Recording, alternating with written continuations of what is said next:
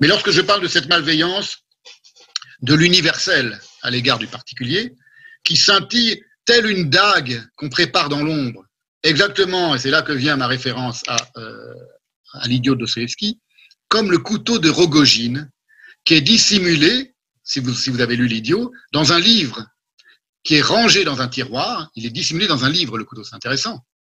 Pourquoi Dostoïevski a fait dissimuler le couteau dans un livre, dont il ne sortira que pour s'enfoncer sous le sein gauche de Nastasia Philippovna, à la fin de l'idiot, mais que bien auparavant, le prince Mishkin avait vu luire dans son poing. La lueur du crime, elle précède le crime, et ceux qui ont des yeux pour voir, et en l'occurrence le héros de l'idiot, ils le voient. Ils voient luire l'animosité avant qu'elle ne se manifeste. Lorsque c'est lui, le prince Mishkin, que Rogojine projetait d'assassiner. Eh bien, c'est une métaphore que j'emprunte à la trame de l'idiot de Dostoïevski, si vous voulez. Mais c'est aussi dans le mot à mot de la métaphysique, dans son point fermé en somme, le mot à mot de la métaphysique, c'est le point fermé de la métaphysique, qu'on peut parfois voir luire l'animosité qui la motive à l'égard de ce qui n'est pas elle. Ce qui s'érige ici, avec Aristote, et qui a sa source chez Platon, se retrouve, en effet, à l'autre bout du spectre, c'est-à-dire aujourd'hui, par exemple dans la servitude visuelle que la société entretient chez le numéricain, celui que j'ai qualifié avec dédain et avec mépris, l'homme d'aujourd'hui, le numéricain. Et Debord le dit parfaitement, c'est pour ça que j'ai envoyé dans le dernier email qui rappelait la séance d'aujourd'hui et petit passage de la Société du spectacle de Debord.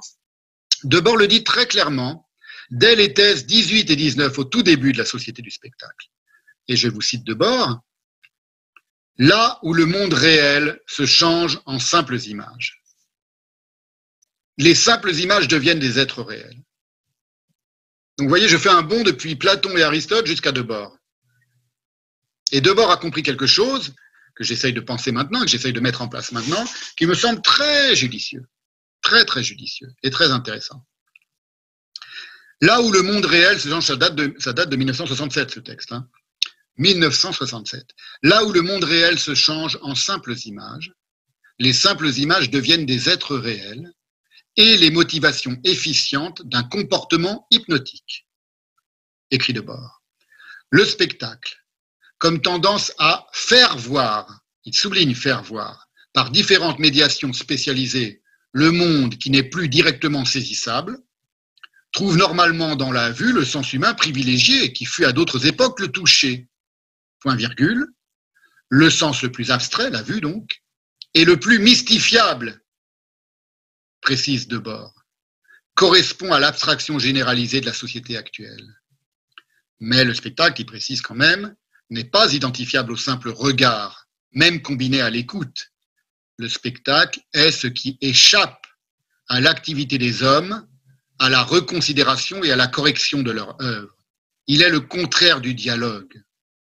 Partout où il y a représentation indépendante, le spectacle se reconstitue. Le spectacle est le contraire du dialogue. Il est lié au voir, mais il est le contraire du dialogue. Et c'est vrai que dans le voir, il n'y a pas de dialogue. Dans l'entrevue, d'une certaine manière, il manque quelque chose que le dialogue rajoute, et qui est le fait que l'entrevue en passe par la parole, par l'écoute. Et pourquoi dans le voir, il n'y a pas de dialogue? J'improvise, j'ouvre quelque chose. Pourquoi dans l'entrevue, dans le fait de se voir, il n'y a pas de dialogue? Ou pourquoi, pour le dire autrement, la relation amoureuse n'est jamais aussi intense que dans l'obscurité? Ou pour le dire encore autrement, pourquoi lorsque dans la recherche du temps perdu, je crois que c'est dans Albertine disparue, Proust explique, Marcel, le narrateur, explique qu'il n'est jamais aussi profondément entiché et amoureux d'Albertine que quand elle n'est pas sous ses yeux, quand elle est absente. Pas par jalousie, pas parce qu'il a besoin de la posséder, mais que son amour se déploie beaucoup mieux quand elle est endormie. C'est le fameux passage de Proust sur le sommeil d'Albertine. Pourquoi? Parce qu'en effet, il y a quelque chose dans le regard, dans la vue, qui, lorsqu'elle n'est pas irradiée de paroles, et lorsqu'elle n'est pas nourrie de paroles d'abord, eh bien s'aveugle, d'une certaine manière. Il y a quelque chose dans la vue qui s'aveugle lorsqu'elle n'est pas irradiée de parole. C'est comme ça que je le formulerai. Je parlerai de tout ça. Je fais maintenant la petite annonce dans une séance, pas la prochaine, peut-être pas la prochaine. La prochaine, je vais continuer sur ma lancée de ce qu'on va voir aujourd'hui. Mais je consacrerai au moins une séance à la manière dont dans le judaïsme et dans la pensée juive, la question de la vue, qui est très importante, se met en place très différemment. Déjà parce qu'elle se met en place en hébreu, évidemment, et pas en grec, et donc on est dans un autre univers.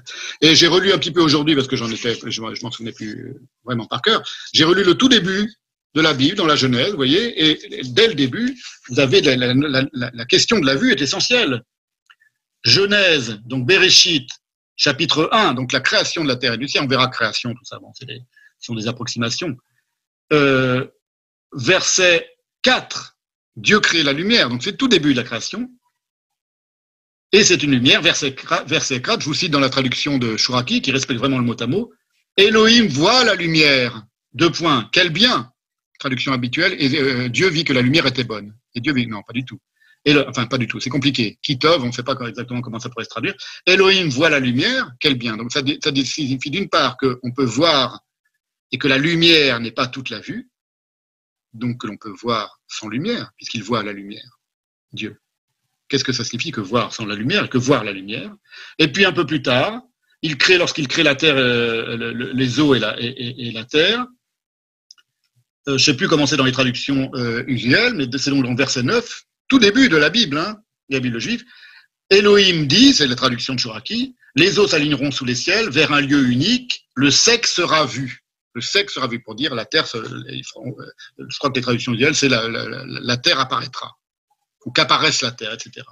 Voilà. Et ensuite, un peu plus loin, c'est très important aussi, et j'y consacrerai aussi au moins toute une séance. Vous allez voir, comme ça va revenir tout à l'heure dans la manière dont les chrétiens ont envisagé ces choses, très différemment des juifs évidemment, mais en rapport avec Platon et avec Aristote, dans le péché originel, ce qu'on appelle le péché originel. Ce n'est pas des mots juifs, c'est pas comme ça qu'on les désigne dans la Bible. Mais par exemple, lorsque Dieu...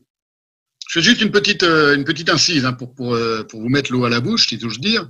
Lorsque je parlerai dans l'autre, pas dans l'autre camp, mais enfin dans le monde juif, comment les choses se mettent en place très différemment. En plus, ce sont des choses assez connues, c'est pour ça que je vous les rappelle aujourd'hui. Lorsque Dieu interdit de manger le fruit de l'arbre de la connaissance du bien et du mal, et que le serpent qui est tout nu, il y a du désir aussi là-dedans, parce qu'un midrash dit, je développerai, c'est pour ça qu'en réalité, on dit qu'il était tout nu parce qu'il était rusé et nu, c'est le même mot d'ailleurs. Sournois et nu, c'est le même mot. Et c'est qu'il a vu Adam et Ève faire l'amour et qu'il a été pris de désir pour Ève et de jalousie pour Adam, et c'est pour ça qu'il les a enduits d'erreur, comme disait Coluche, induits en erreur. Donc, la femme, le serpent dit à la femme, non, vous ne mourrez pas, car Elohim sait que du jour où vous en mangerez, du fruit de l'arbre de la connaissance du bien et du mal, vos yeux se dessilleront et vous serez comme Dieu. Vos yeux se dessilleront et vous serez comme Dieu. La femme, et juste après, donc c'est dans le chapitre 3, verset 6, la femme voit que l'arbre est bien à manger, ou bon à manger, selon les traductions. Oui, appétissante pour les yeux. Je n'ai pas été vérifié dans l'hébreu ce que c'est. On va analyser tout ça. Vous voyez aussi que la question de la vision, elle pareil, et du rapport entre la lumière et la vision, entre, non pas la nature, dans le texte biblique, c'est pas non plus la nature, mais dans le monde, disons, le déploiement du monde et la vision sont en rapport, et ensuite dans la question du mal, du désir, donc des choses qui font écho un petit peu au début de la métaphysique d'Aristote, c'est très intéressant, comment elles sont aussi très importantes et élaborées dans le judaïsme. Et comment elles vont se mettre en place et se penser et être pensées et structurées très différemment de la manière dont on les envisage en Occident. Ça, ce sera pour plus tard. Je ferme cette parenthèse et je reprends là où j'en étais, c'est-à-dire la citation de Debord. Première thèse que j'ai citée tout à l'heure, dans la société du spectacle, le spectacle comme tendance à faire voir par différentes médiations spécialisées le monde qui n'est plus directement saisissable, trouve normalement dans la vue le sens humain privilégié qui fut à d'autres époques le toucher, le sens le plus abstrait et le plus mystifiable correspond à l'abstraction généralisée de la société actuelle. Maintenant, dans la thèse qui suit aussitôt, Debord énonce noir sur blanc, ce que je vous avais oublié, mais comme j'ai relu un peu tout ça récemment en préparant cette séance, je me suis aperçu que Debord attaque avec raison, directement, et de but en blanc, la philosophie. Thèse 19, donc la thèse qui suit dans la société des spectacles, celle que je viens de vous lire, voilà ce qu'écrit Debord.